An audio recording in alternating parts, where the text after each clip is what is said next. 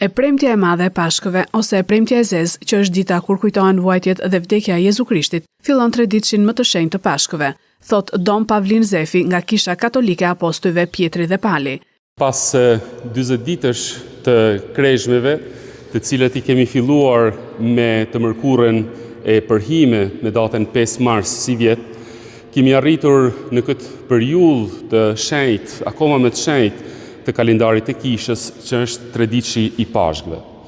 Sigurisht, Kisha Katolike të njëjtën e madhe kremton në një mënyrë të veçantë 3 mistere të rëndësishme, të cilat janë themelimi e Eukaristisë, pra prania e Jezusit me nxënësit e tij në jetën e kishës në sakramentin e Eukaristisë.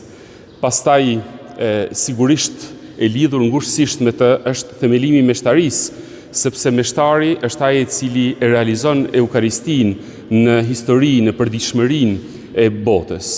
Ndërkohë që në këtë ditë Jezusi në darkën e fundit, duke pas larë këmbët nxënësve të tij, na jep edhe një urdhër të madh dhe jetëson urdhën e tij të madh të dashurisë dhe të shërbimit kundrejt vëllezërve. Pas kremtimit të kësaj dite të shenjtës vjen dita e premte.